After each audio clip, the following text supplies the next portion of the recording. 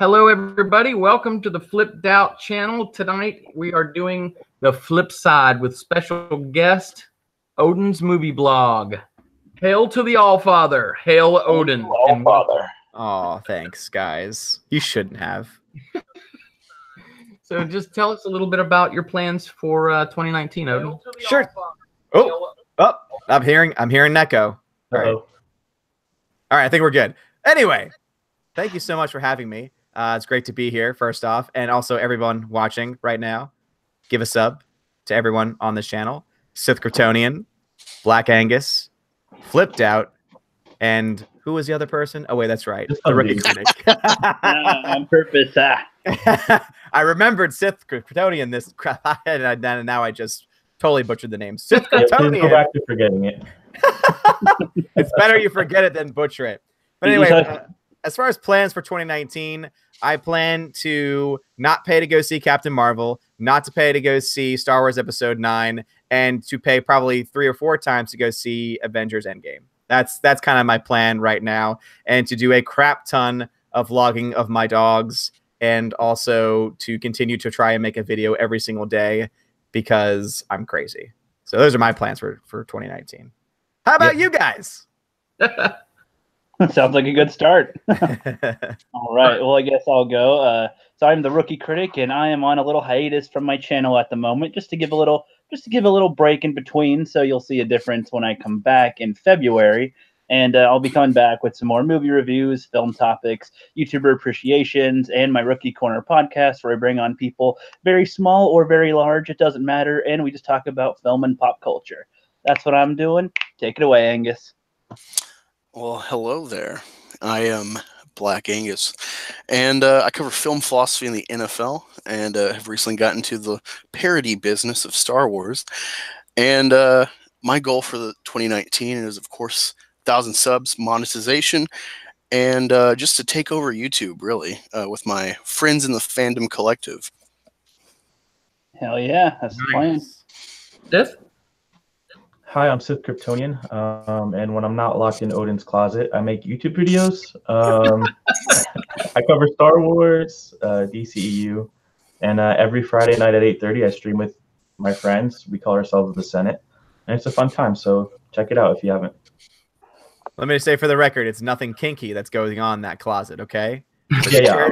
Get your damn heads out of the gutter. Depends on how you define. I just needed to shelter people. Well, welcome to the Flipped Out channel. My goals for 2019 are to start streaming a little bit more. This is my inaugural stream, so thanks for joining us. Oh yeah, I forgot to say my plans. Do you want me to, or? And no, we're good. That's good. No, we know you're just going to be in my closet, so I mean, you know, it's all good. You're right. I plan to stay in Odin's closet. Whatever he allows you to do. That's good. You got some topics for us today, Flip? And so so anybody want to start? Anyone with questions? All right. Well, I'll ask this, Odin. So you want to tell us about what got you into YouTube? Sure. So, fun story. We go back all the way to the fall of now 2017. Me and a group of friends decided to start doing our very own podcast because all of us really liked podcasts. We all talk about a variety of different things, and we thought, hey, maybe people will find us entertaining. So we started a podcast. It was called The Pod of Gumbo, spelled Gumbeaux, because we're a bunch of a-holes from, New Orleans, and we hate New Orleans on top of that, which has made it even more funny because we were pandering to the New Orleanian audience, even though we hated the city that we lived in. But with that, we talked about random topics from conspiracy theorists and movies and all this other kind of stuff. And we try to get onto a schedule and have different things to do. But anyway, eventually it kind of goes and falls away because, of course, I was one of the few that was being consistent with it. And I had a couple of friends who were very moody, to put it politely, and who just weren't always up for a stream or who aren't always up for a podcast episode. And so it made it very hard to get everything on task. During that same time, though, I was doing that podcast, I started my own podcast, the Odin's Movie Blog Podcast. And that's what it used to be. In fact, if you followed me very early on Twitter or on YouTube, you'll remember my old logo where it had the name podcast in it. And that's because originally I had just done a podcast, and I started that in January. So from January all the way until May, I was doing my own movie podcast. You can still find those episodes out there, still listen under the Odin's Movie Blog podcast. And then sometime in May, I decided to start transitioning over to YouTube. And the reason why was because I was watching a lot of Geeks and Gamers, which I'm sure a lot of you guys know about that channel. And I was just seeing this dude being very straightforward, telling it like it was, not holding anything back, and people were loving it. And I was like, okay, you know what? Maybe that's something that I could do. And I remember one of the first videos I made, it was a video podcast. So it was a podcast episode and also the first video I uploaded on YouTube, my official first video on YouTube. And it was about Solo. And it was about the box office numbers for Solo. And then from there, you can see, and they're still up there, you can see some of the cringy setups that I had. And I didn't know what the hell I was talking about and didn't know what the hell I was doing. And then slowly over time, by, the time that summer hit, that's when I started to dive into live streams. And then the rest is history, because once the live stream started, that's when things just started to really pick up. But yeah, so I started with a podcast with a group of friends that eventually became my own podcast, that eventually became the YouTube channel. So, and hell yeah, that is the journey of Odin. Yes. So what's your thought process behind the low council? Because I see you do that every time the high council's live. So it was totally a joke. It was one of those things where I was streaming. So when I first started streaming during summer, I streamed essentially every day. Talk of when's coming up soon. Wait, what? Just keep going. Okay, sorry. Flip sabotaging himself. Oh my God, what's going on? Anyway, so I was, oh man, as I said, ADD, lost the train of thought. So live streaming. Yeah, so live streaming. So originally when I was live streaming almost every single day. Like, it was a ridiculous amount of live streams that I would do. And I would do them for like excessively long periods of time as well. I don't know how my wife put up with me during that time very early on when I was just doing them all the time. But eventually, because of that, I was able to gain, a pretty loyal following. And eventually, because I knew about Geeks and Gamers and Ethan Van Sciver and World Class BSers and all that, stuff, eventually they started the High Council. And so whenever I would stream on Tuesdays, normally I would just have like a regular stream, and I started the Welcome to Asgard and started to actually name the streams. And then I was like, on a Tuesday once, I noticed that they were going live, the High Council. I'm like, you know what? I'll just make a joke and maybe I'll get a little traction too. And I'll call myself the Low Council, and I'll go on a little bit earlier and see what happens. And it ended up being a really cool decision, because basically a lot of people started to use it as like a pre-show or a pre-game for the High Council for a few people. But then also too, a lot of people ended up really liking it, because they were like, you know what, I like this better than the High Council as far as format goes, because we actually get to talk to each other without people going crazy in the chat. And also you read all of our comments, which is something that we're not used to, because it's only super chats that are really read during the High Council. And that basically took on a life of its own. So it started off as a complete joke. And I didn't think that anyone had noticed it, like as far as like anyone on that stream. But then when Jeremy invited me onto the High Council, when he was starting, like he was prepping to invite me on, he's like, so yeah, I've noticed for a long time you've been doing this one-man Low Council. And I was like, oh my God, they know. And I was like, that's kind of cool, but also like, please don't think that I'm trying to take away your viewers. Because every time I was on, I was like, guys, seriously, go check out the High Council, because that is where the party is at. But people stayed. And yeah. I think the biggest success comes from not planning it out. So yes, absolutely. It's on accident to get that successful. Absolutely. People love the interactions. Mm-hmm. Yeah. Hey, Flip, you with us? Yeah, what's up? We're making sure you can still talk, so you don't cut out like before. We'll check up on you every now and then. I heard something about wind, and I was like, what? What's going on? Hey, did you mention your Wednesday Raven Awards? I have not mentioned them yet. Do you want me to talk about them? Yeah, please. I'd like to know more about that project. Sure. So basically, it's been a dream of mine for a long time to have my own award show, because I love movies. I as you probably should know at this point, I have a huge passion for watching movies, and I used to love the Oscars. That used to be my go-to. I would get up every single morning that they would announce all of the nominations, which for Central Standard Time is like 6 a.m. I would get up just to be able to listen to or watch in whatever way possible. And I was so excited for it because I loved it, because to me, it was the pinnacle of film. And then, of course, over time, it just got worse and worse and worse. And eventually 2 years ago, I couldn't watch it anymore. And then last year, I just straight up, like, because I want to say 2 years ago, I watched a little bit of it and I was like, all right, I'm not really feeling it.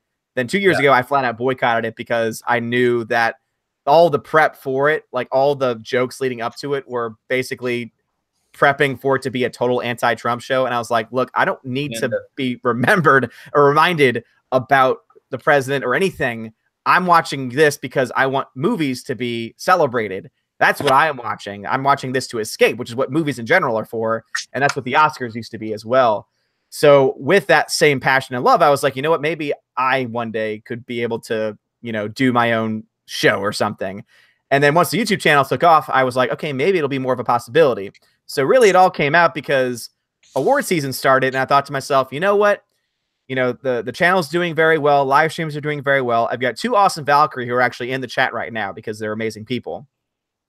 And I was like, you know what? Maybe I'll actually start. And so that's when I started asking the patrons, hey, what do you guys think? Do you think this is a good idea? What are some categories, some things that you'd want to see? How would you want to name it? And first off, and I want to say it was Tina, one of my Valkyries, who mentioned Wednesday, because she was like, well, the history of Wednesday is, Woden's Day, and that obviously is a derivative of Odin. So I think that maybe the Wednesdays or something to that effect would be a good idea. And I said, hey, that is a pretty good idea, and it's interesting. And then over time, it eventually developed into, you know what? I think I'd rather it be the Wednesday Raven Awards, because then at that point, I can say the Raven goes too. And I just feel like it rolls off the tongue better than the Wednesday or something to that effect. So that's where the whole name came from. And I'm very excited. So on the night of the Oscars, I'm going to be live streaming, and we're already starting the process of getting categories figured out. In fact, I have like one more day of voting. I'm going to put this poll, I'm going to put it in our Google chat. So if anyone wants to share it, that'd be awesome. Basically, we're going to let you guys choose the categories. Once the categories are finalized, we're going to let you guys nominate the movies. Then I'm going to let you vote on the movies, and then we'll get finalists. And again, it's going to be a whole process, which is going to take us all the way up until the Oscars. And my goal is to have it be like a big thing. So we'll see what happens. It's the first year, so who knows? Flip has left the group. Now he's back. Okay. He's technical difficulty. Okay, gotcha. I was like, the host has left. How does that work? No, if it leaves, I think the stream would be up for about 5 minutes before it dies out. Hey guys, I got a quick question. I'm hearing that I'm on present mode. Does that sound about right? Present mode? Yeah, we did that earlier, but it doesn't seem right to me because everything looks good. I don't know what you're talking normal. about. Everything looks normal on my end. Oh, okay, cool. That's Cool. the ordinary over here. So if it goes out, I am still watching on my tablet, so I'm hearing everything. Okay. And so I have a question for you, Odin. In your experience, what advice do you have regarding channel growth for new YouTubers, other than having a better internet connection? That is definitely number one. But even that also comes with time, because I didn't get my internet connection fixed until I was monetized and was making enough to be able to make the switch. But also I was lucky enough to have it be new in my neighborhood, so they are offering it at the same price as my old internet. And so I ended up getting really lucky there because it didn't cost me anything more. But I would say, yeah, internet connection is definitely important, especially if you want to do streaming. But really, it's all about networking. It's about getting your name out there. It's about trying to get friends and trying to basically interact with as many people as possible, because my channel growth, and Jeremy will deny it all, till he's blue in the face, but a lot of it has to do with Jeremy. And basically I messaged him and asked for advice and asked for his input on videos. And he gave me some really great advice early on. And then he also would randomly retweet me every now and then because I tag him in, every couple of videos. I wouldn't spam him with it, but every now and then I tag him in a video, and every now and then he would retweet me. And then once that happened, I was also active in his chat as well.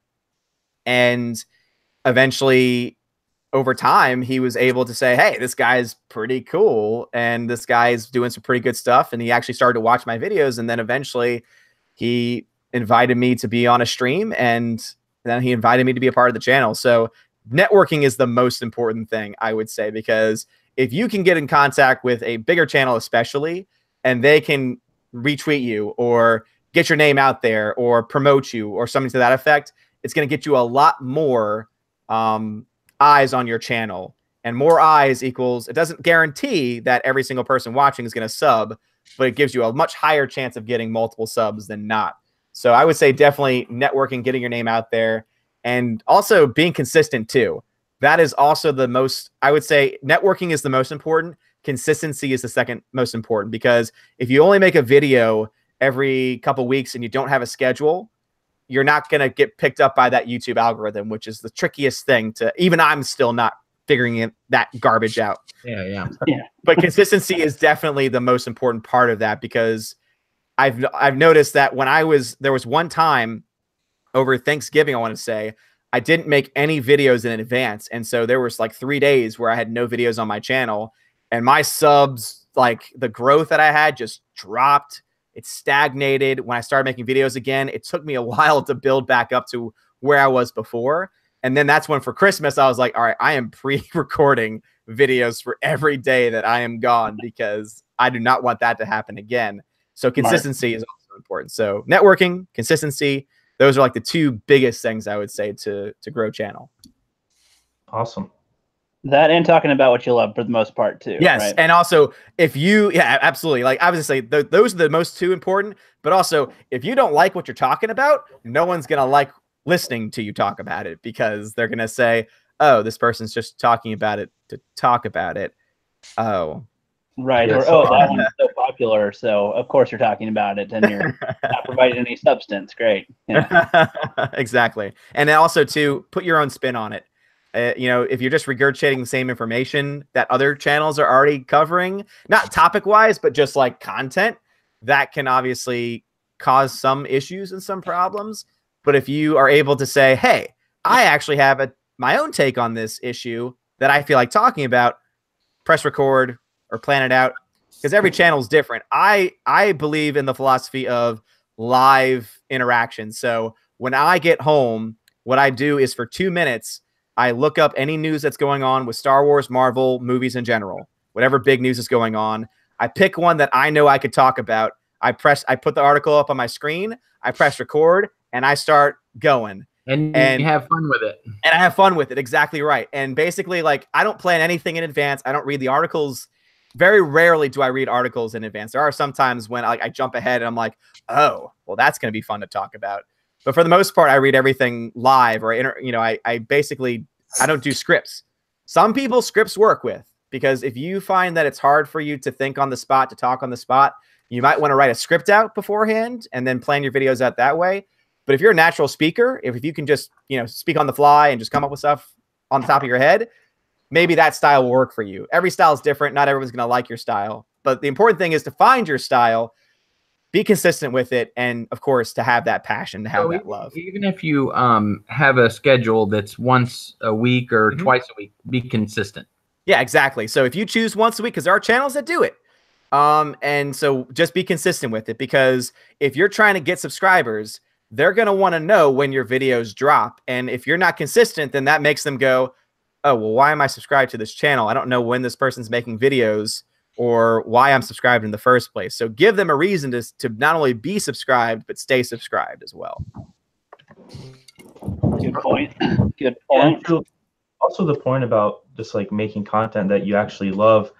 It's so true, not just in the sense that the audience can clearly pick up on it, but you're not going to stick to that schedule and be consistent if you're forcing yourself to cover something that you find very dry or you're really not into at all. I see a lot of YouTubers who burn out by doing that. Yeah. And it's like, you could have avoided this, man. Yeah. And that's why I always love hearing the stories, and that's why I love PewDiePie, because I think he does a great job where he calls out certain YouTubers and who are like, oh, I'm burnt out, and etc. And for me, I laugh at that, because I think to myself, if you loved what you were doing, if you weren't just doing this for a paycheck or for attention, you wouldn't get burned out. like Supermoon. Yeah.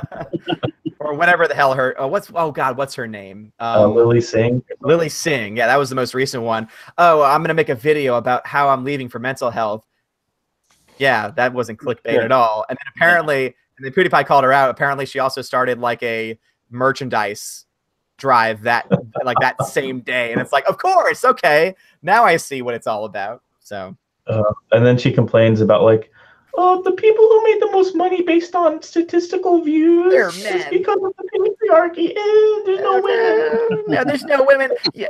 Oh my God, there's no women on the list. It's like, so what you're saying then is that YouTube audiences are sexist, which means you're calling out pretty much half. Actually, I would say statistically, the vast majority of YouTube viewers are men. I'm just like I look at the stats on my own channel, and I'm sure the stats would work out on other channels too, that the majority of viewers would be men for the most part. So.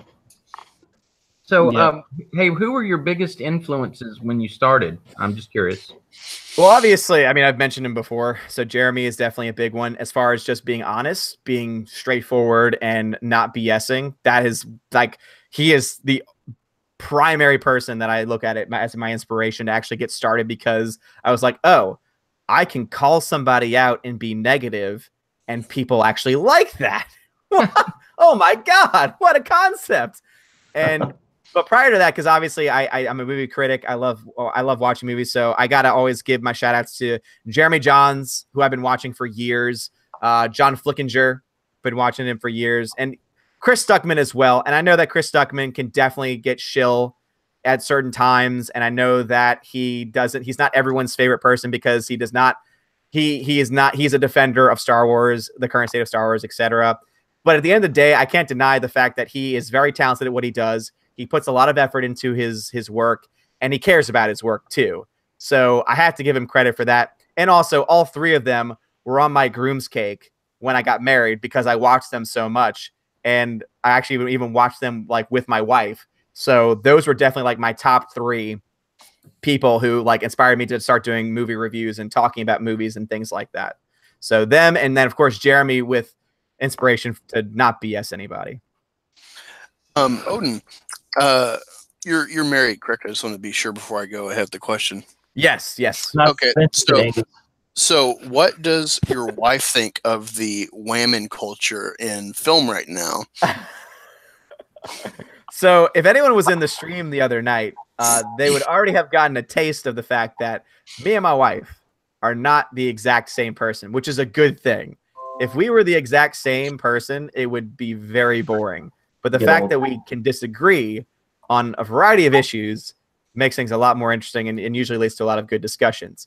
So she has a very different view of Hollywood and on the situation going on with things being woke in Hollywood, etc. One, because she doesn't care about that stuff. Like, to her, that's just nonsense. To her, it's just, no, I'm just going to watch the movie. I don't care about the behind the scenes stuff, which I think is a fine approach, because that's what most general audiences care about. They just say, oh, I don't care about the politics behind the scenes. I just want to watch the movie. I just want to be entertained. And so I totally understand and respect that.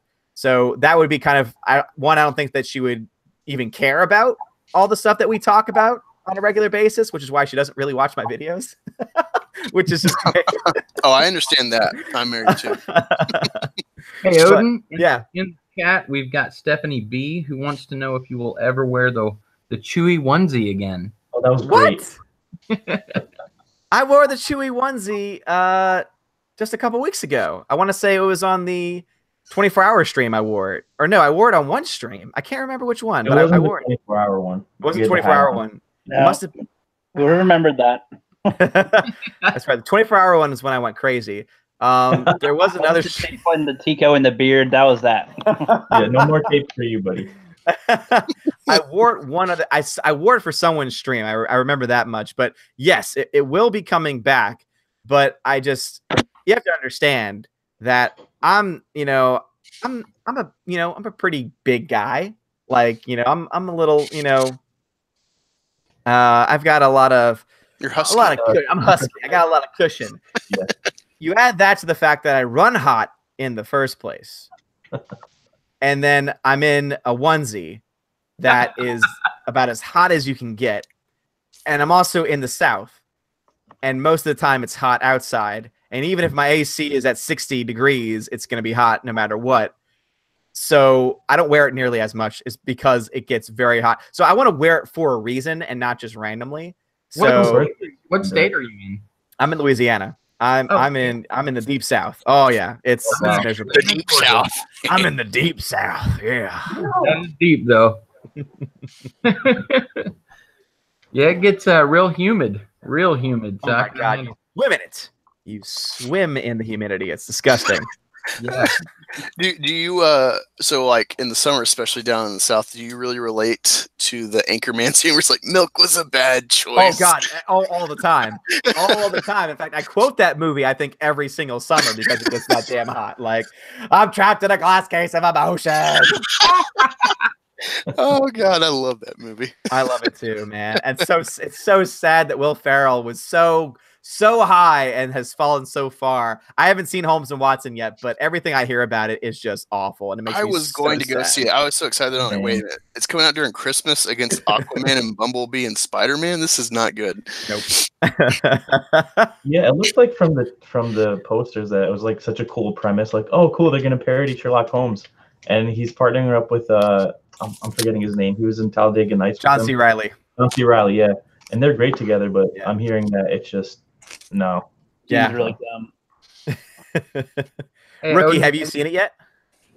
No, with Will Ferrell, like I used to like him, but Yeah. I feel like his comedy has been the exact same, not improved one bit since like 20 years ago, and it's just the same type of comedy. So I feel like it might have been funny when I was younger, but I've changed and I just don't find him funny anymore. So I haven't really liked many of his movies lately. So Yeah. I still find him funny. He just needs the right movie. He needs the right Yeah. director.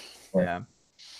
speaking of which, what constitutes a good movie for you, Odin? Are you referring to the John Matrix comment, or is this like a general question?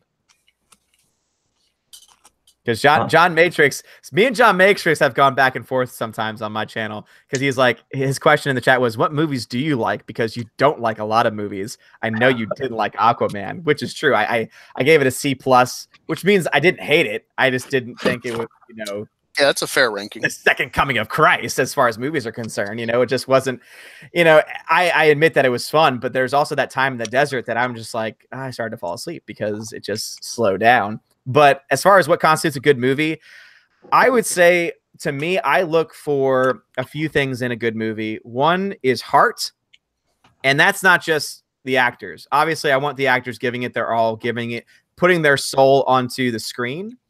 But at the same time, I also want heart behind the camera as well, meaning I want a director that cares about the project. I want a cinematographer that gives a damn about framing shots and not just using lazy tactics like shaky cam for the sake of using shaky cam and things like that. So heart is probably like first and foremost what I look for. And then, of course, a good and compelling story. That is also what I want in a good movie, which is why late on to my list, my favorite movie, being positive. Hey, Matrix, I'm going to be positive here. My favorite movie of 2018 ended up actually being a film I didn't see until 2019. And it was the Bad Times at the El Royale, which I freaking loved. And I was not expecting it. I was not expecting it at all. And I know some people, it's not for everybody. I know that. But every moment that anything was happening on screen, I was like, this is just entertainment. Like, I was just like, I can't wait to see what happens next. Everything looked great. The shots were framed great. The cast was fantastic. The story was compelling and interesting. And it was going in twists and turns I didn't see coming. I was like, I have not been this genuinely interested in a story for a very long time. So that ended up beating for me Infinity War. Oh, wow. Because I mean, I love Infinity War. I do love it. But as far as a movie that I just genuinely had so much fun with, like, nothing beats Bad Times at the El Royale for me for 2018. Oh. It's funny you say that, because I actually earlier in the year I heard EVS plugging Mad Men as a good show, and I'm like, I've kept seeing this on Netflix. I'm gonna check it out. And I like like slow developing shows. I have patience, unlike our current society with film. And I freaking binged that show in a week.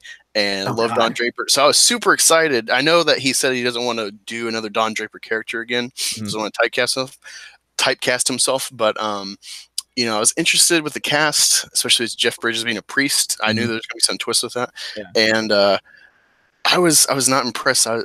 It was lukewarm. Like, I don't know the pacing really, but I give him props for trying. You know, I think I was really disappointed because it's the guy who wrote the Martian movie, and so I was like, man, big drop off in my opinion, but it's okay, I guess.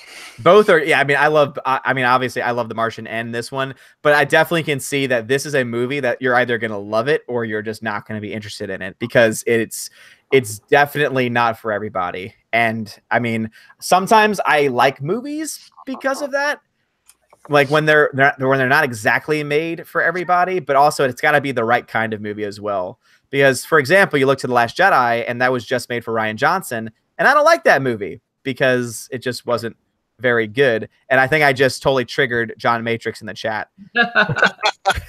Yeah, I like when movies have a point, because I think when movies have a point, then there's motivation for people to do them right. Yes. Because they want to get their point across. And you could totally tell when a film is just aimless.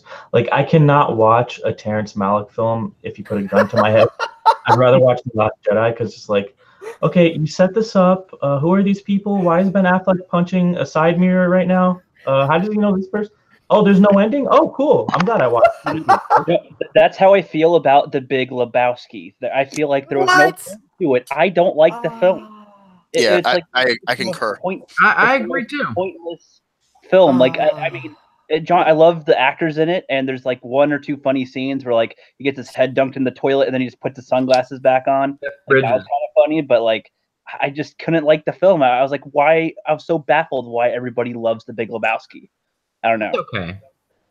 But so I feel it should be on the point of story though. But and like I agree, I don't like a movie with a pointless story, but the reason why to me The Big Lebowski is the exception is because to me I think that was like the first of the films to try the concept, and so because of it, it felt really like an active choice instead of it just being pointless.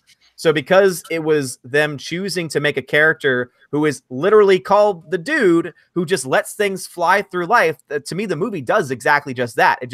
It floats through life, and that's the reason why I personally like it, on top of the fact that Jeff Bridges is just amazing in it, and he's got some of the best lines. I also find it to be hilarious as well. I mean, come on, dude. Like, John Goodman gives one of the best performances of his career in that movie. And even if you don't like the movie, please tell me at the very least that you appreciate John Goodman saying, "Does no one give a damn about the rules?" I can appreciate.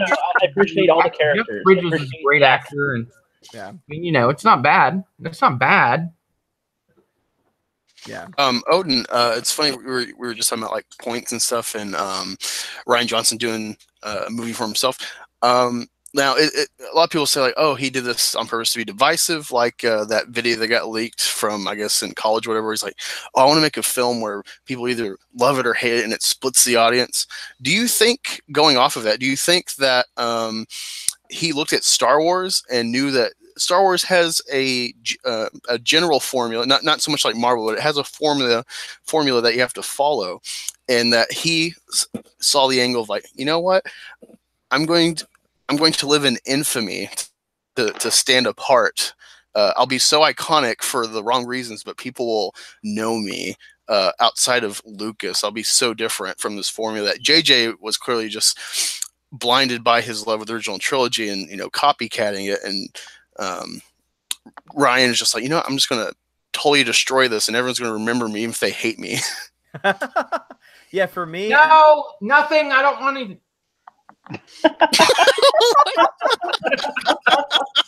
My bad. Welcome to the art of live streaming, Flip. Yep.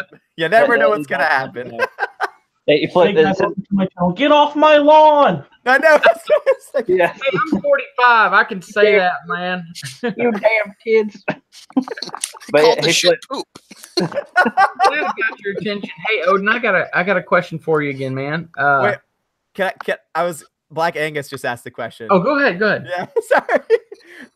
So yeah, getting back to Rian Johnson and The Last Jedi. So I was actually I just they just released an article recently where they point out the fact, and obviously this has been revealed now for about a month, I want to say, that Rian Johnson was writing The Last Jedi before The Force Awakens came out, like before it was even finished, maybe even before it was all written. And basically the mindset was, well, he admits to taking a very long time to write. Like, he takes forever to write and he's not good at writing. And so from what I've been told in the, at least the articles that have been released, they gave him elements of the story so that he could at least get started with writing. So I think that, yeah, he might try and say that he did certain things to try and subvert expectations. But I also think it's honestly just the fact that he was given basic information. And because he didn't have the whole story, he just made something up. And then when The Force Awakens came out, he said, oh, well, let's just stick with what I have, because if you make me rewrite it, it's just going to take another 3 years. So how about we just, all those little, the little toss-ups that are given by, J.J. Abrams in the first film, let's just forget about those and I'll tell my own story instead. So I think part of it might be him and his artistic, head up his own ass mentality.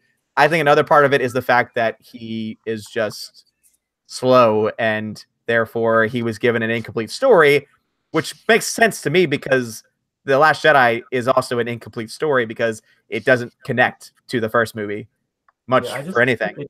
It's his arrogance too, because oh yeah, you can have the mentality of like, my movie's going to be so intellectually ahead of its time. Half the people won't even understand it and they're going to hate it. And, and when he said like, oh, this needed to be done so Star Wars can survive, I saved Star Wars. Like, no, you didn't. You did not. It just lost $100 million in the cinema, and there's talk that a fucking Star Wars film, is going to go straight to streaming. 2 years ago, it made $3 billion in the box office, and here we are today, where rumors like that have, like, people believe it. Like, it's crazy. That's state of affairs. Yeah. True. Yeah. Hey, So, wait a second. So, hey, flip. So, to make us mods, you got to click do you see our names? God, we've all been. I've been trying to get I know how to do it. I know how to do it. Yeah, so you know how to do it. Get her done. So I'll put my name in there so we can drop links. So Odin says, hi, mod me. Hey, mod me. Alan! Alan!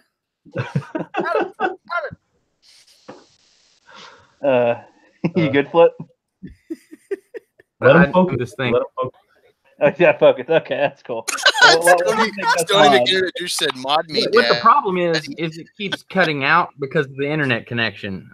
So if I mess with it, oh my god! But I do have a question for you, Odin. Yeah, go ahead. What do you think about the Mandalorian and how Bryce Dallas Howard is going to be directing an episode, and also Taika Waititi is going to direct an episode? So I actually have a lot of thoughts on The Mandalorian because I would say out of everything going on in Star Wars right now, it might be the one I'm most excited for. And the reason why Clone Wars isn't more exciting to me is because I'm very concerned they're going to screw it up. So because of that concern for Clone Wars, my mind is on, let me just focus on the thing that's new, that's fresh, that's being run by Jon Favreau, who has a pretty good track record and has a lot of potential. I mean, I've been talking a lot about the casting, and I think the casting is really good. The fact that they've got the freaking Viper from Game of Thrones has me so hyped. Like, I just love that guy. He has so much charisma on screen, so I can't wait to see him in a lead role. And the fact that they've admitted that he is the Mandalorian, I'm like, yes, thank you for not turning this into another one of your damn identity politics driven things. And so I'm very excited for it. As far as the directors, though, I'm not as tiffed by Bryce Dallas Howard being chosen as director for one reason. That's because if you looked at any TV series, it happens a lot where actors will direct an episode or two. Like, go back, for example, to Smallville. Tom Welling directed several episodes of Smallville. Like, you have actors that will take on the directing role. Now, the difference here is obviously Tom Welling had years with the show before he became a director or a producer or anything like that. But Bryce Dallas Howard has also been around for several years now at this point, has been involved with projects, so therefore would have some idea about directing. Now, am I excited for it? I mean, not really. I think that as long as she doesn't screw it up, that it'll be fine. It'll be an episode. That, of course, there are going to be people that are going to spin it trying to say, oh my God, but the nuances in it are fantastic. Only a woman could do that. There's people that are going to do that. So I'm not as miffed by her choice. Taika Waititi, I'm excited for. I love him. I love his work. I love What We Do in the Shadows is hilarious. And if you've never seen it before, you need to, because it's fantastic. And I disagree here with, I think Jeremy doesn't like it. And a few people apparently on YouTube who are bigger don't like it either. I love Thor Ragnarok.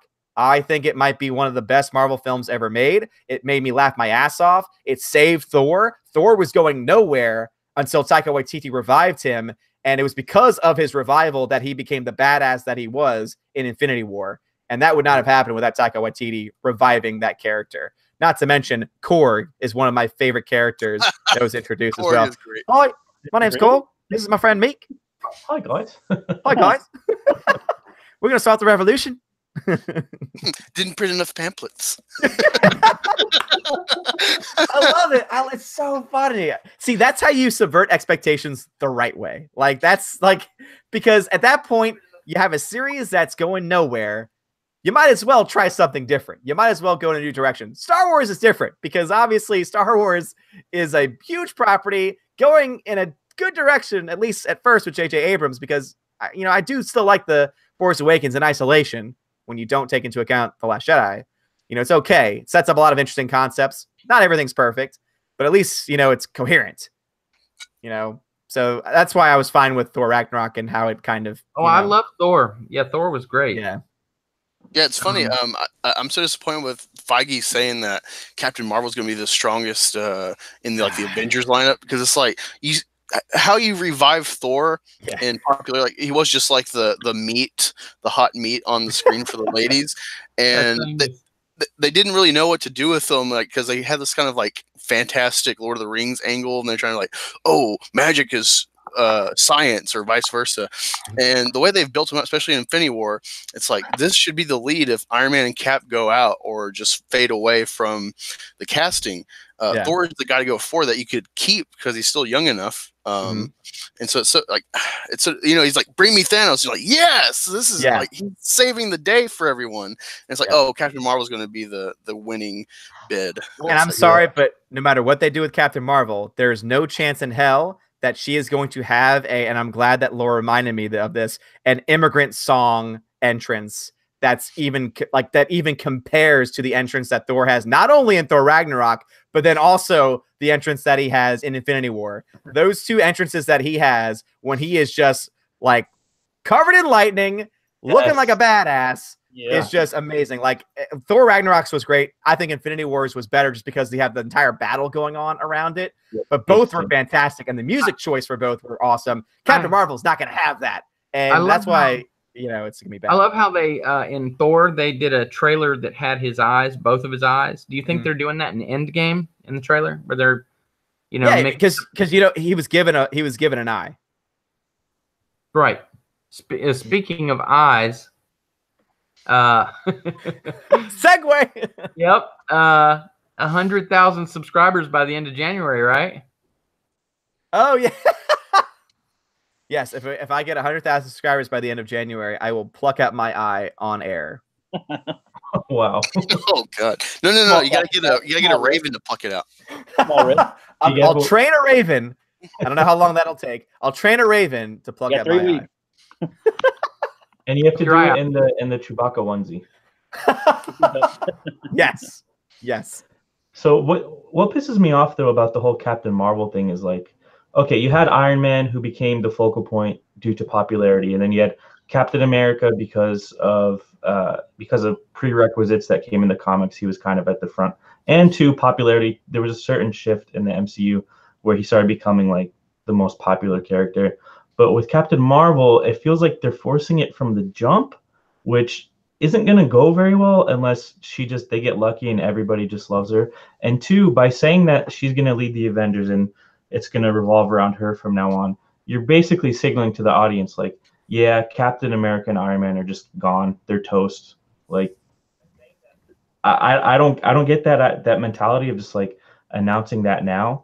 Because think about it, if you want her to be the lead, you have to make room. Someone has to go, and it's going to be the two leaders. Yeah. And I don't know if their characters are going to die or just ride off into the sunset, but just kind of kills a little bit of the anticipation for me for Endgame. Yeah, basically, I agree, because I think you don't put all of your eggs in a basket that hasn't even come out yet. Yeah. Like you need to understand how the public is going to react. Like, for example, no one would have put Aquaman as being like a leader among the Justice League.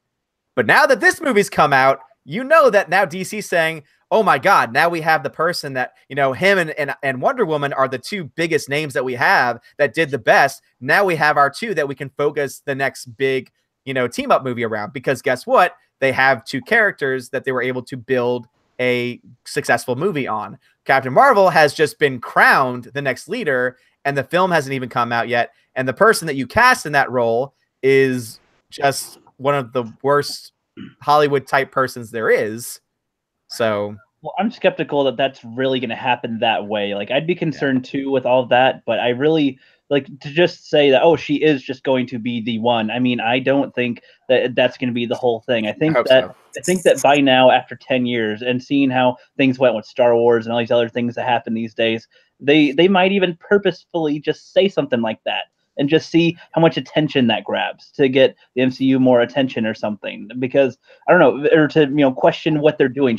Make us think about this while they're doing something else, you know, like a red herring or something. Because they could, like, I think Flip was trying to say, like, they showed both eyes when he only had one eye in the trailer, and there was the Hulk in the battle when he wasn't in the battle and whatever. And I mean, they could be just, you know, making us look this way so that they can do their real plans without, you know, everybody focusing on that. So, and that's what I'm hoping for. Yeah, if that doesn't turn out to be the case, they're pushing the whole her feminism, whatever. She's going to be the most powerful. This and that. That doesn't have to be the case. They're going to run. She's a hero. Remember? Don't forget. Just the trailers, though. I mean, for all we know, the film is okay, but I mean, because you can manipulate a trailer to be anything, really, in a way. No, you are absolutely right. You're absolutely right. The reason why I would beg to think that they're going to go in that direction is because not just the trailer, but also the fact that the lead actress herself is saying certain things and acting a certain way that seems to indicate that that might be the direction they're going in. And Mr. Peabody just pointed out, apparently Brie Larson has started a GoFundMe page to raise money for girls to see Captain Marvel. Wow, that's very sexist. That's very sexist of you. Why can't boys go see Captain Marvel? Huh? Could you imagine if there's a boys only campaign? Ooh. Oh, it would be lambasted. Oh, it'd be destroyed. There was. It's called Boy Scouts. Now I guess they plan on boys not seeing it. What do you say with Boy Scouts, Angus? You mean person scouts? That was good. That was good. I love how they became the Scouts, and then the Girl Scouts sued them for it, and it's so great. Oh man, dude, it's just there wasn't any Girl Scouts to begin with. Like, there's girls right there. Yep, but you know that's what happens when wokeness just eats itself alive. Oh, and I have a question. I have a question about with the Captain Marvel thing. So, do you think that it would work if they were to have a different character obtain the powers of Captain Marvel? Like, let's just say, like, an established character. I keep on using Black Widow as an example because let's say that she gets the power, but it's like unstable and she doesn't know how to fully control it, and you know has to be a thing where she has to rein it in, and she went from being just a regular person trying to match up to even the minions of the bad guys, and now she's powerful enough to take on, like, to destroy anyone she comes in contact with. Like, you think that'd be a better character type of thing instead of having Captain Marvel just come in and be the way she is, or what do you think? I mean, I guess it might. See, because it's one of those things where it's like it seems contrived, but then also, I mean, I guess if you were going to ask me just on paper, would I rather have Black Widow or Captain Marvel be given a lead role? Then obviously I would go with Black Widow because she's at least been established. She has been able to grow. She's been able to, you know, really, the audiences know that character and know what that character's potential is, and so it could be interesting. But I think going back to the Thor point, if anyone at this point is OP and you believe it, and he has gone through a journey to reach that point, it's to me similar to the Star Wars situation, where you have Luke Skywalker in the original trilogy, who's not OP, who is force sensitive, but has to be trained, has to go through all these trials, tribulations, gets his hand cut off, etc., and eventually becomes one of the greatest Jedis ever until The Last Jedi, in which he was, you know, castrated. But then you look to Thor, and you actually see a very similar story where, yes, he's powerful, but also at the same time, he's vulnerable as well. and then all of a sudden you see him by Infinity War time be OP, and you believe it because you're like, oh no, like this makes total sense to me because he actually went on the journey. Now, one could argue that Captain Marvel is going to go on a similar journey, but I don't know how much they can do in one movie compared to three movies for Thor, plus all the Avengers team ups that he was in, and Civil War, which was essentially a mini Avengers film. Captain Marvel is going to have all of that in one movie, and then given the franchise, like that just doesn't make sense. So they keep on pointing out that she's going to be the main hero, but I mean, that could take quite a few movies. Nobody said, after Captain Marvel, she is just the one. I mean, after Endgame, it sounded like they said that she'd be the front of it, I suppose, but I don't know. I mean, that can mean a lot of things. I mean, just like Thor being the most powerful, that doesn't mean he's the most interesting. So same with Captain Marvel, and I mean, we'll all know that, of course. But I mean, they made Thor interesting over 3 movies. Maybe somehow they'll make her interesting too. I hope so. I still have belief and hope that there is a chance. There is at least a chance Captain Marvel is not as bad as we might think it to be.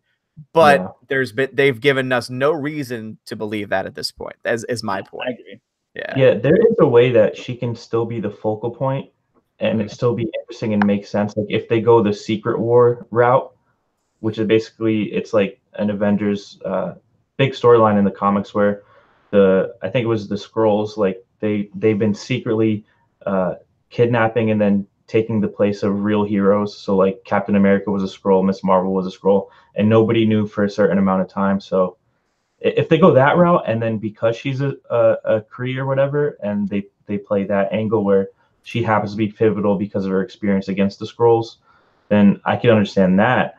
But as far as just like thrusting her at the forefront of the Avengers, it's just like, okay, calm down. Yeah.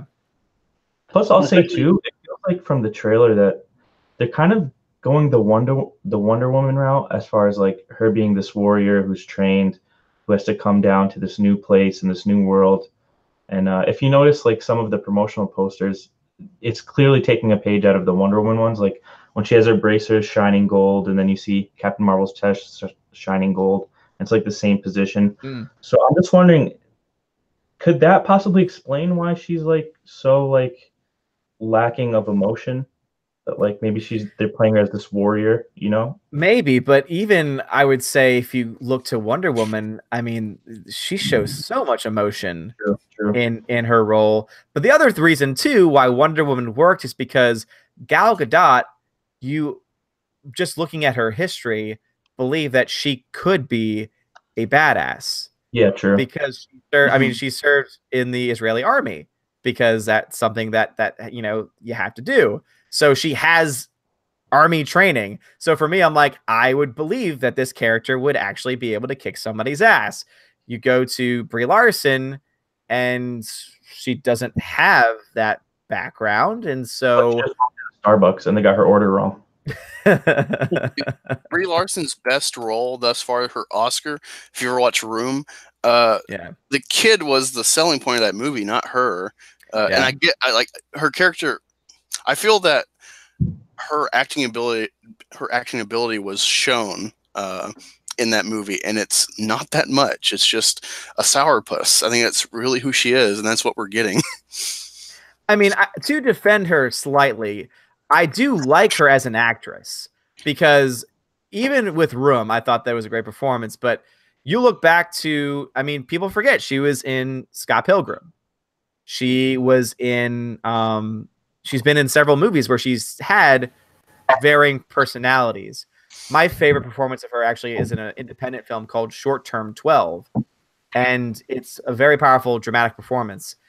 With that being said, though, you're right in the fact that she's not ever had this kind of movie role before, where she is essentially not only just a hero or a hero, as they like to say, but is also someone who needs to have charisma, because all heroes need to have some kind of charisma. And I've been saying this, could it be that they're only showing us the footage of her not being charismatic? Sure, it's possible, but it's not likely. So it makes me wonder, it's like, where is the charisma going to be in the film if we've already seen, because I actually think they've shown too much in the trailers at this point to try and sell it. Agreed. So I agree. The heroes, the warrior heroes, or whatever.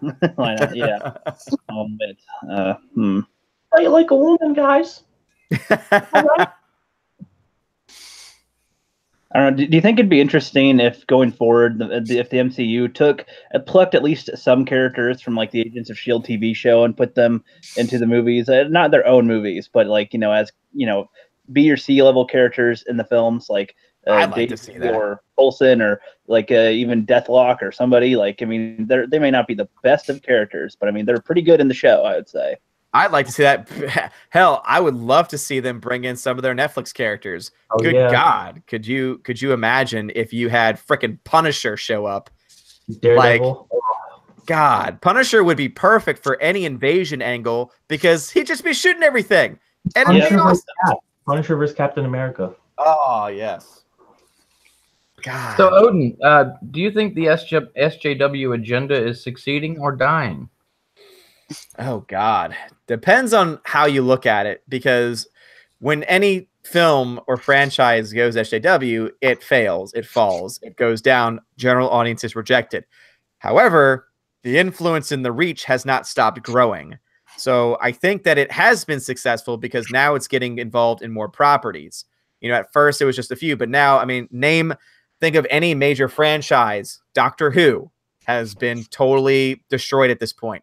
Star Trek has been totally destroyed at this point. Star Wars is getting to that point, unless there's a major turnaround in episode 9. Marvel now, at least there's whispers of something happening since Kevin Feige has come out and tried to say, and of course I read into his words more than what he said, because he obviously was trying to say, oh yeah, the future is diverse and we're going to be focusing on that, and instead of making good, but he also was saying other things too, which is why I don't think exactly Marvel will go in the same direction. But at the end of the day, it's still growing. The reach is still growing, even though audiences are by far rejecting it. And so it's one of those things where it's failing in their attempt, but the reach is still growing, and it's really bizarre. I feel like with the reach you're talking about, I don't think it's so much that the movement is growing or it's growing in popularity. I think that the hypersensitivity studios and companies have now in the wake of Me Too has opened up an opportunity for people like social justice groups and stuff to be able to like hold these companies hostage and make them feel like, okay, either we add this into the movie, we go in this direction, or we face immense slander in the media and on social media. Yeah. I think that's the fault of companies and studios kind of bending the knee, and to a certain extent too, the climate of Hollywood, which has always been left. But I mean, it was left, and they still make great movies. Like, it's odd to me. I don't know. It is weird, again, because as I said, like, you see it in Hollywood as far as the people running the business, that is for some reason growing like a cancer, but then the audiences really aren't growing for it. It's this weird thing. I don't know. I think that in some cases, some of the people in Hollywood are noticing like what they're doing wrong in some way. Like after these like last, let's just say 10 years or so, there's been a lot of trial and error, I suppose, or let's just say from 2015. There's been quite a few movies that they're trying to push toward that way and did not see that much success. And if they don't see success going forward, I feel like they'll go, okay, we got to try to redo this in a way that will be better. And as far as like let's just say Star Wars, they could realize, okay, so they like women. We learned they like women, but how do they like them? How do we make them good?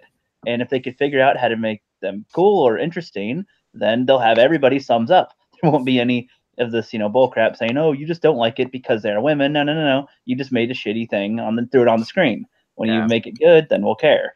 So hopefully, I'm having hope that in the next 5-ish years they'll be transitioning into better stuff that audiences will like, but they're also trying to reach a wider audiences and in foreign audiences too, and sometimes sacrificing story quality and characters and whatnot for those reasons to just get a few extra bucks, but sacrificing the quality. So I don't know.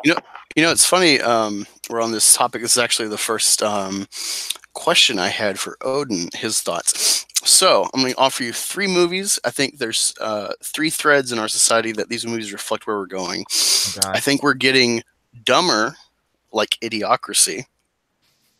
I think we're getting isolated with technology and social media, like Her with Joaquin Phoenix and Scarlett Johansson.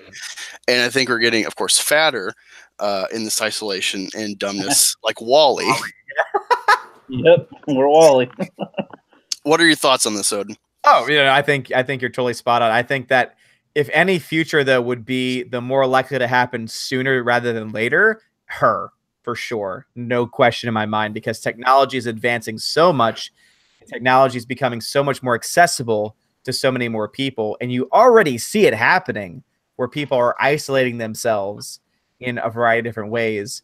And so that is definitely the future I see more likely to happen first, but all three are happening. I mean, obesity rates are growing ever so much in our culture, especially in the United States. Obviously loneliness. I mean, just look to the fact that the age of oh my God, what's it called? What's the statistic called about the latest someone will live? The mortality age or mortality rate? Mortality rate, but no, it's not even the age of death is what I'll call it, because that's not the actual word. The age of death has actually dropped for the first time in the past year, because you know how we were living longer and longer. Well, over the past year was the first time that actually started going down, and a lot of that has to do with an increase in drug use and also an increase in suicide. And a lot of that has to do with isolation, because if you isolate yourself from those around you, you're much more likely to internalize various things.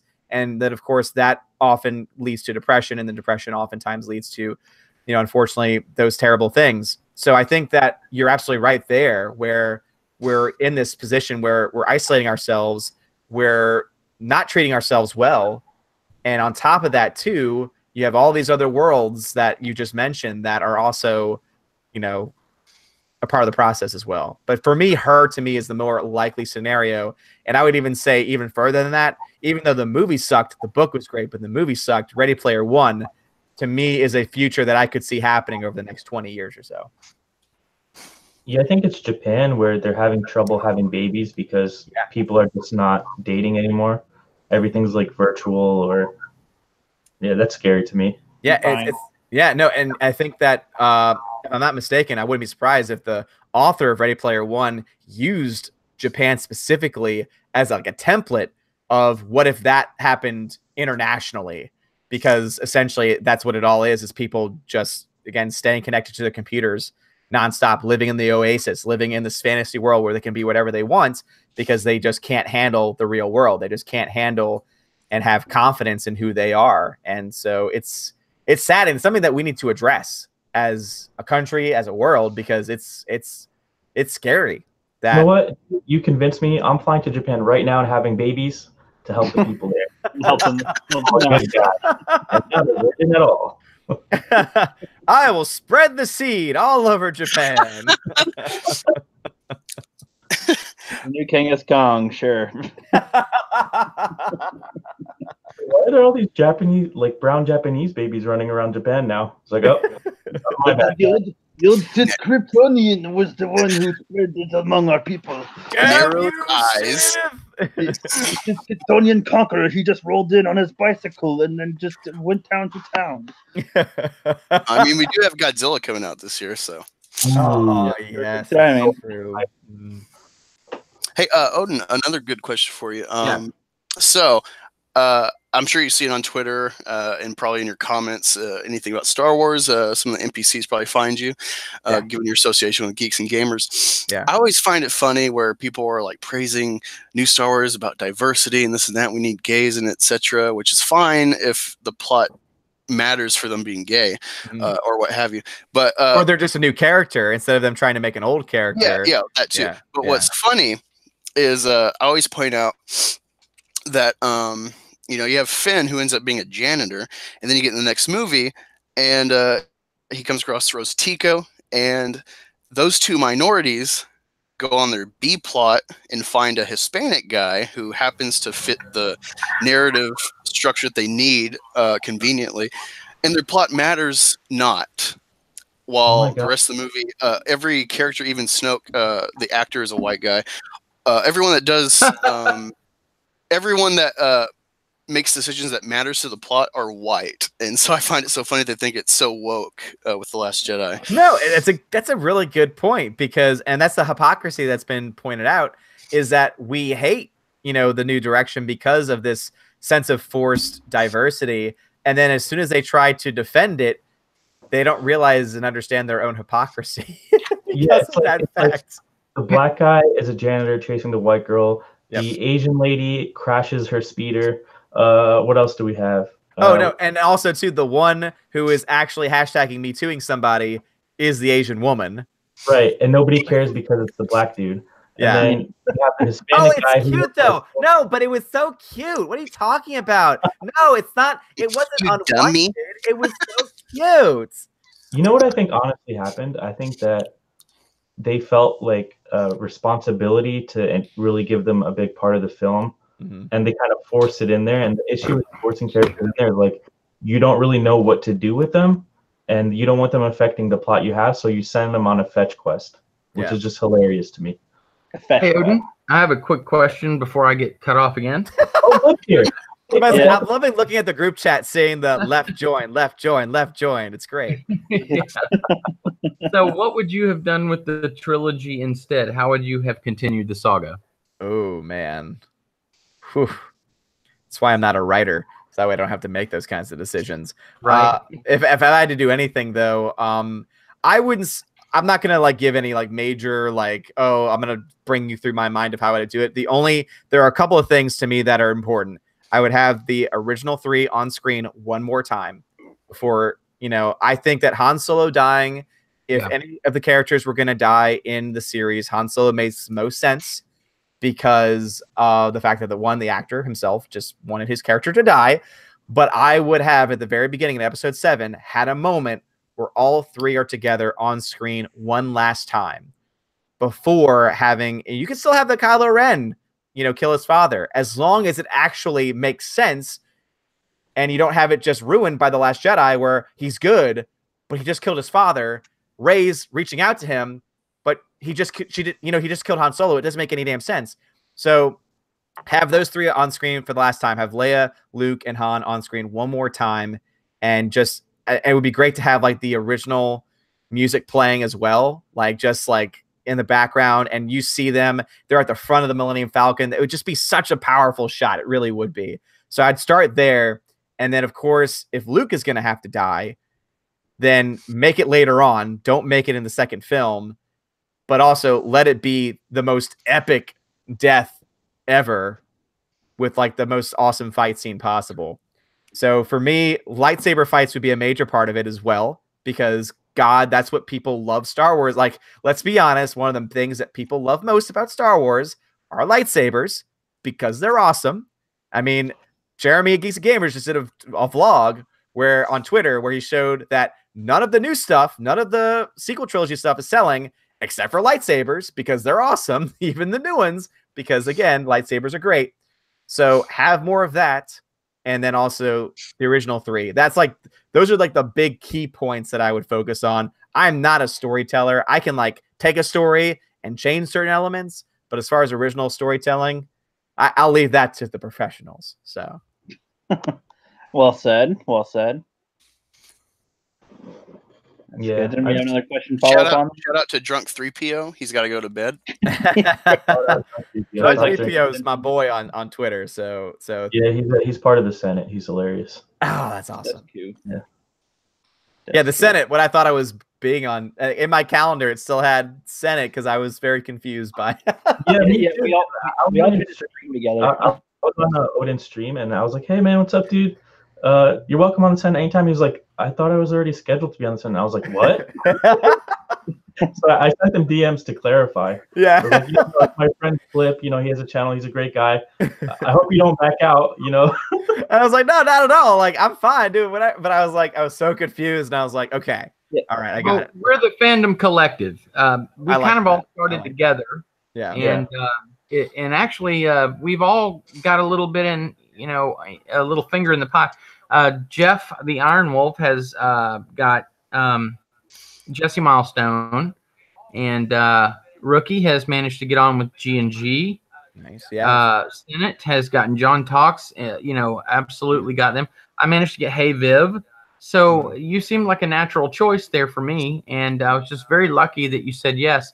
Absolutely. I think there was a small miscommunication, but I'm so very happy you joined. I'm happy to be here regardless. Yeah. Like you can call it whatever you want. I'm happy to be here. Hell yeah, me too. That's good. So I have a question. So considering the state of the entire fandom, Mhm. and our name is the Fandom Collective, do you see us coming together more or staying divided? Well, I think you've seen a huge coming together since The Last Jedi came out of fans.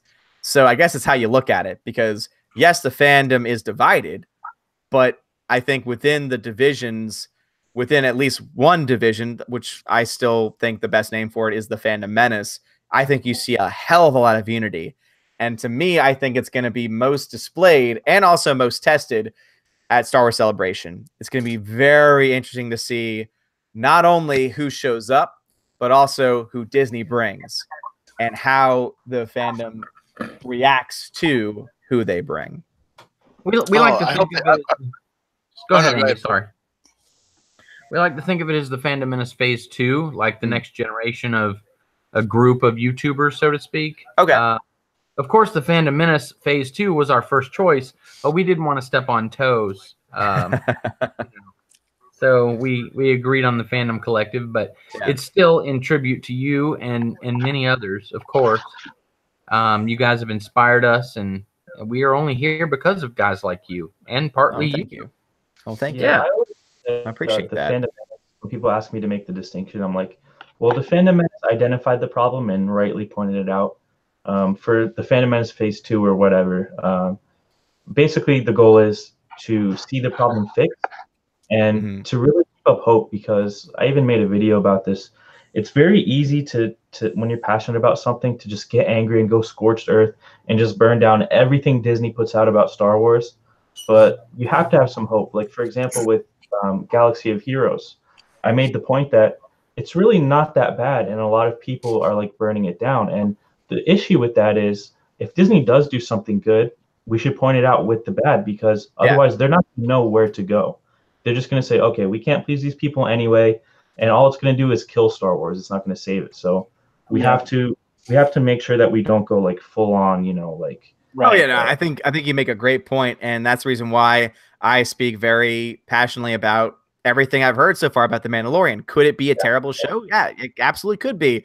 But everything that happened that's been revealed so far about it has me excited. And obviously Clone Wars coming back, I think, is a good thing, and I think that Jeremy did a good job saying, making a video like immediately praising that decision, because obviously it's a good one. So yeah, I definitely think that we need to praise the things that are going well, but also make it very clear at the same time that Disney, you can't just throw Star Wars onto a movie title and expect us to show up if you're not going to give us a good movie. And that's the message that we showed when they gave us Solo in the wake of The Last Jedi. Because even though Solo itself was actually not the worst movie ever made, the fact that we made that, and obviously they're still denying it. They're still saying, oh, it was Star Wars fatigue, or oh, it was because of the May release, or oh, it's because of the white males. Us, the white male. It was Donald Trump, I swear. You can name any excuse out of the book, and yet we know the reason why is because we didn't show up. Because if The Last Jedi had not happened, there is no chance in hell a Star Wars movie would have ever lost money. Period. Yeah. And what they didn't expect was, and I made a video about this too, is the Pareto principle. So it's like, okay, we may be like 10% of the fandom, but it's 20% of fans who drive 80% of the profits. So if we dip out, that's 10%. So you're losing 40% of your overall profits. And The Last Jedi lined up with that as far as its overall box office at the end. It was like 40% down from The Force Awakens.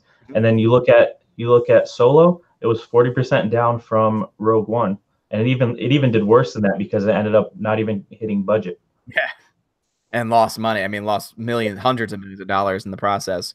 And no, I think you made an excellent point, because I've heard that several. It's so funny because when I started making my box office videos, I want to say every other comment I got, it almost seemed like every other comment I got was about that principle. And I was like, what is this principle? I've never heard of it before. And then I actually did the research. I'm like, oh, it's an actual economic principle. This is awesome. And it really is just so true when people try and say, oh, it's a small vocal minority. Like, you can try and say that we're small, but even if we are small, let's say 10%, you're still, again, as you mentioned, that's making up around 40% of profit, though.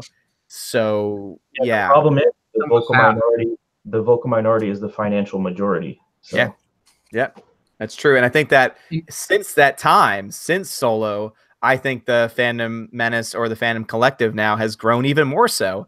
I think both have really grown since then. And I think that that's why they need to be very careful with how they handle episode 9, because episode 9 can be a very big success for them, but it can also be a very huge, not only disappointment, but a huge middle finger from the fans if they don't play their cards right. Yeah, it's funny. So this is a point I always make with the the essentially shill community for Last Jedi is what is the point of these movies? Like, they don't stand on their own. Like, sure, the prequels were a prequel to the Darth Vader story and the Empire and how we got there, but you can watch each movie and it stands on its own as like it's an episode of like this bigger story, but it's its own story in the time being. When you watch these new movies, you're just hooked on the screen because you're trying to find out all these plot points and how it ties back to the original trilogy. Like, these movies don't stand on their own. And so I'm like, well, after you see it the first time, there's no like, man, I want to go back to Oct 2, or I want to go back on the Supremacy. Like, what are your thoughts on that? No, I think that you're definitely onto something there, because and I think that this has been broken down several times, and I think there's a lot of truth when you really do look further into how these episodes are crafted. If they wanted to introduce new characters, they could have, but you don't do that by giving the FU to the old characters and to the original fan base. What you do is you continue the story where it left off, and then in the process of that story, introduce the new characters. Instead, what did this film do? It started with the new characters, focused on the new characters, and then just threw in a bone every now and then to the original fan base, and then decided to kill one of those bones, and then, over and over. And so basically it's basically one of the worst ways to write in an episode to a franchise in general. You don't do that. If this is episode 7, that means it's following episode 6. That means that you need to have that continuity of characters in order to be able to not only make sense, but also keep the fans invested in the whole project, which is the reason why you saw $700 million less for The Last Jedi, because they lost the fans, because they're like, wait a minute, what's going on now? This doesn't make any sense.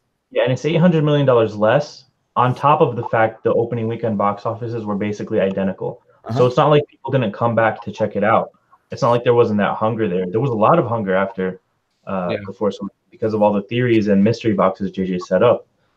So there was actually more hype for that one as far as like people who love Star Wars. Like, there's more hype from a pop culture sense for The Force Awakens because it's a new Star Wars movie. But I agree with you about the point about the new characters. Like, how much more impactful would it have been that moment where Luke kind of passes the torches to Rey and said, "I will not be the last Jedi"?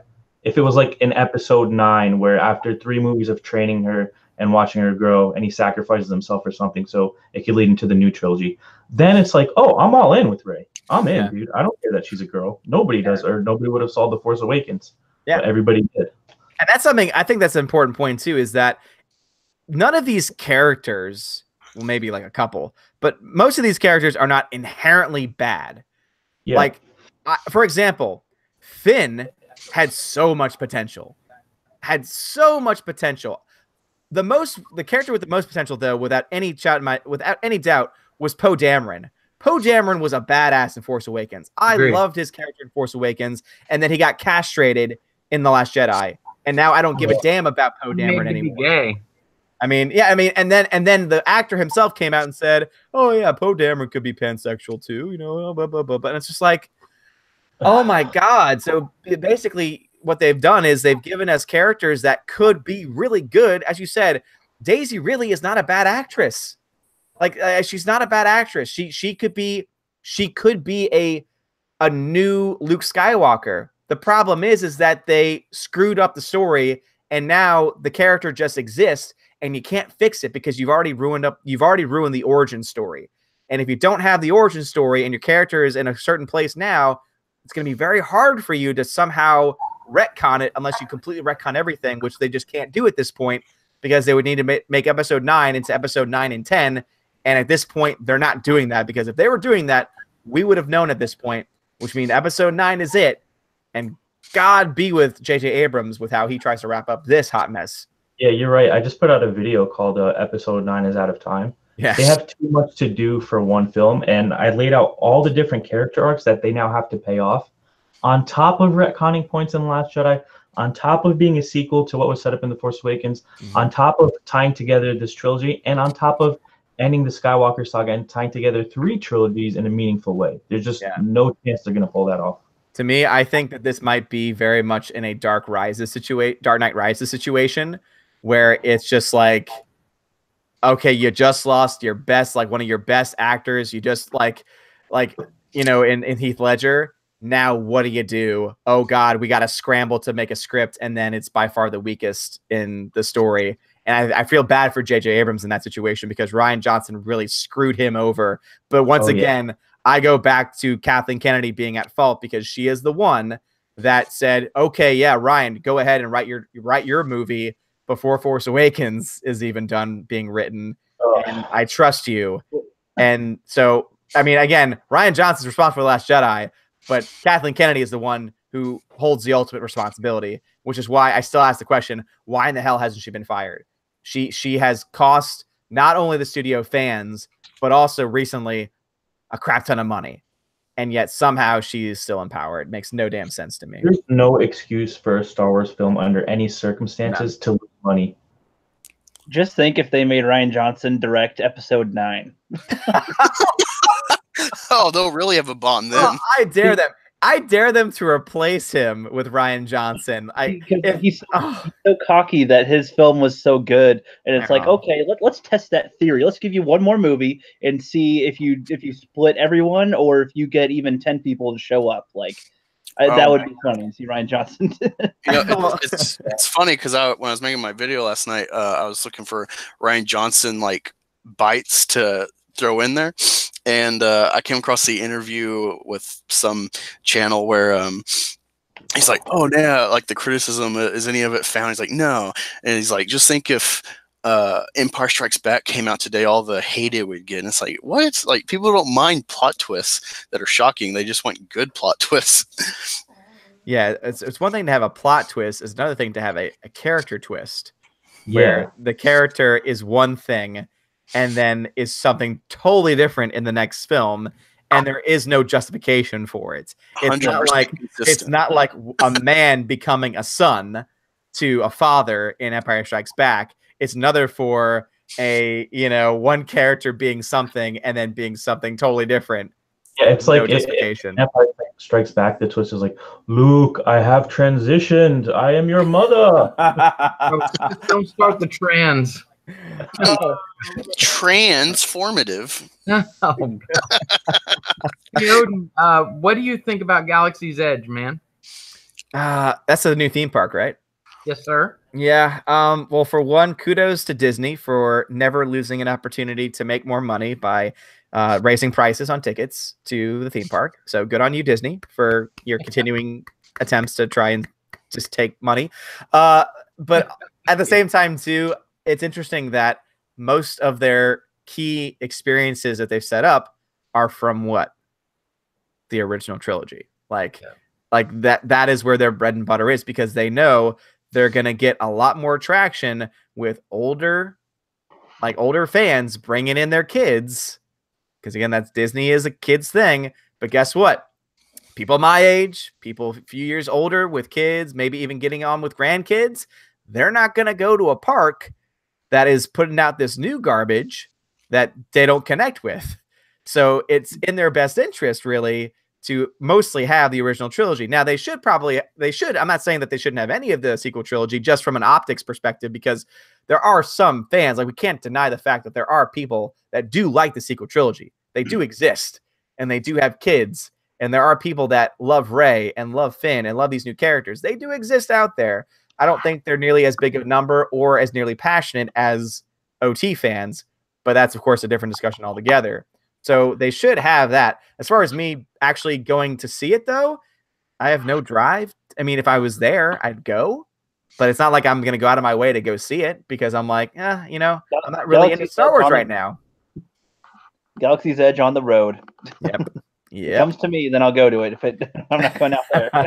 And I'm not paying that money either. Like, seriously, it's like, it's already hard enough to pay for a day ticket to Disney World in general, and now it's going to be more to go to Galaxy's Edge. Okay, yeah, sure. What I want to know is, like, I know they're putting a lot of Episode 9 stuff in there, but what are they going to do if it bombs? That's a great question. Give Rian Johnson 3 more movies. Which apparently now, because remember how we reported that there was that there would possibly be on the streaming network, and then everyone was like, well, Bob Iger says that no Star Wars movies are going to be on there. And of course, I think that there's a lot of, there's a lot of things in play that could lead to it being on there. Maybe not being like an actual full movie, but maybe like a mini series, because obviously mini series are, a lot more than a TV series, but also not as big of a movie. So could still stay true. But I dare them to let Rian Johnson get a movie in 2020 or 2021. As long as Kathleen Kennedy is right over him as supervising, that'd be perfect. Because then we just know who to blame exactly. Both of them, just perfect. Yep. Okay, we know. You know what? They were doing those Marvel limited series. Like they have, it was Scarlet Witch and I think it was Falcon have a film, or it was Witch and Vision have a mini series on there. So the Disney Plus, Disney Plus is going to have Loki actually. And Scarlet and Vision. Yeah, Scarlet Witch and Vision, and then Loki, I think, is also going to have their own. So there's a lot of good things. Like, I'm still not going to get the network at this point just because of my frustrations. But I've said this from the very beginning. If Disney, for cheaper than Netflix, is somehow able to get the entire Disney library of movies and TV shows dating back to my childhood, that might be enough. But again... might be. And keep that in mind. I am saying that they are giving me my childhood, and that is only something that might be enough. That's how bad. It would have to be that. And cheaper. Yeah. Can we just laugh at how cable channels were able to halt Disney and Lucasfilm's success rate with their streaming service? Cable, the thing that died at least 12 years ago. Someone did a... Yeah, someone did a video. Someone did a video or a shout out or tweeted at Rian Johnson or someone, and it was like, "Hey, just want to let you know that your movie's playing on TNT, so you can finally watch it." And I was like, "Oh my god, this is that's hilarious!" I saw that. It was the hot cake or something. It's just like, "Oh, dude, you held back the Empire real quick. Like, where'd you come from?" And it was Disney. It was Disney's decision to do that too. So they did it to themselves. And guess who's in charge of Lucasfilm? Kathleen Kennedy. The cable company, the little shack on the street next to the huge corporation. Just like, bitch, you want this? No, I'm gonna hold it for you. I've got a few words for Abdu. That's for sure. Tomorrow. That's great. All right, well, I got about a minute or so before I need to head off to bed to get my beauty sleep. Well, thank you, Odin, for coming by. I couldn't appreciate it more. Thank you for having me on. And if there are any other questions that I didn't answer that you want to talk about, I think I have time for one more. If anybody else, go ahead, please. Would you like to be on the next one? I said I'll ask you on the next one. Sith or Angus, you have one, you can go. I'll let Angus go first. Yeah, I was going to ask the same thing as Sith, if you would like to be on a Raw Reaction, which is where I get all of us in the Fandom Collective to just talk about a movie I've seen. that they have as well, or Utter Chaos, where you're just a guest, kind of like the flip side. Yes, I would be totally down. So wait, sorry, there was some feedback. So it's this instant reaction to a movie that you just saw. Yeah. I'll see a movie and I'll wait a day or two and tweet people to know who can be a guest that has seen it or just want to talk. Like Rookie never sees shit on time, so he's just learning stuff. That's why he's a rookie. That's why he's a rookie. Give good feedback, bro. So. Yeah, I know. Black Angus means good insight, not seeing it. And Utter Chaos is where I have just a guest, and it's kind of a loose form. I got you. Yeah, no, I'm down. Just message me, and if I can work out a time, as I said, my streaming days are Monday, Tuesday, Saturday.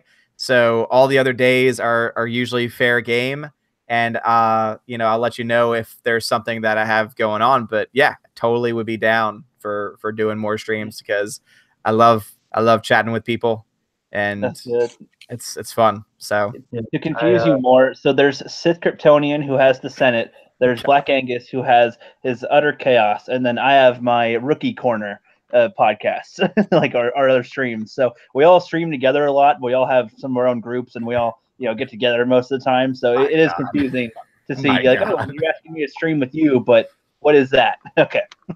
And you came on the flip side, which is completely unexpected. So it's his first stream. I could totally see how he got confused in the beginning. He was like, "Oh, I'm on the Senate. Okay, cool." I was like, "Oh, wait, it's not the Senate. Oh, it's this." Oh wait, but it's the same people. Wait, it's the same people, but it's a different show name. Wait, what? What's going on? Yeah, but like I said, dude, and like I told you in DM, you're welcome on the Senate whenever you want, dude. Hey, whenever you want me on, man, I'm down. Just let me know when you have it, and I'll let you know if I can weasel my way on. Hell yeah, man. And Odin, thanks for your patience, man. I really appreciate it. Really Dude, it's been fun. It's been fun. I've been, again, as I said, just seeing the fact that like guys, y'all don't know what I'm looking at right now, but the amount of left group join group is just, it's beautiful. Yeah, at least 11 times Flip has come out of his own stream. I love it. But seriously, Flip, thank you so much for having me on, and for everyone watching. Thank you guys for supporting. I see a lot of my normies, I guess you could say, here. And it's great to see all of my Asgardians here. And again, please sub too. And I'm gonna get him. Sith Kryptonian. Got you. Got you. Kryptonian. Black Angus, not the cow, and not Patton Oswalt. But you have to go a little bit further than that. But Black Angus, the Rookie Critic. If he ever decides to come out of hiding, because apparently he's on a hiatus that I didn't know about. So sub to him. And then, of course, Flipped Out, which you're watching us on right now. Very easy to click that like button and that sub button. And thank you again, Flip, and everybody for inviting me on to the Senate. I mean, the Flip show. I mean, yeah, that's right. The Flip show. Yeah, that's right. Nice. Yeah, man, it's great talking to Odin. You better sub him because he is the god of thunder, and he will smite thee if you do not follow it. I will trap you in my beard, and you will never escape. That is the fate that you will have. So that is probably the dream of some girls. The rose tico and beard ornaments. Yes, you're damn right. And don't ever mock my Aussie Rose Tico. She's the best thing ever. Ever. So much, though. Sorry, are y'all gonna keep on going or Flip? No, we're probably gonna end it. Oh god, Flip the stream. His signal's just barely. Oh, there he is. Oh, he left. He left the whole time. He's back. Hey, Flip. He's back. Flip. You live? Yeah, we're gonna end it. Yeah, because oh my god, I'll be so lucky. Every 30 seconds, I'm killing this Indian guy. I'm gonna hunt him down, and I'll put it on video. I promise. Get out of my room, Mom. Ma. That was my daughter, by the way. The meatloaf, Ma. Oh man, mother. I do love my daughter, and I do love my mother. How about that? That's great. That's good. All right, quick, end it before you get dropped out again. All right. Night, everybody. Yeah, good night. Thank later, you. God of Thunder. All right. See y'all later. And we're still on. And Flip. So this is when you press the red button. The Stop Yeah. broadcasting button. Yes.